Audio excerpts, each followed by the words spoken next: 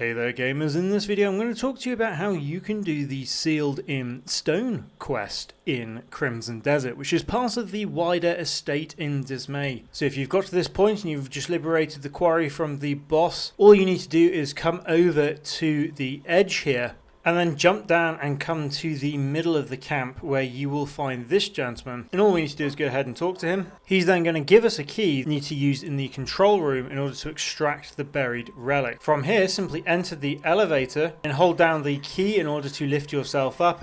As I'm using a keyboard, it's the D key, but you'll need to know which one it is on your controller. Then when you're at the top, simply go ahead and use the key on the door to enter the control room, and then from here come over to the control, and here we use our WASD keys to go ahead, and once you've got it locked around the relic, all you need to do then is raise it up.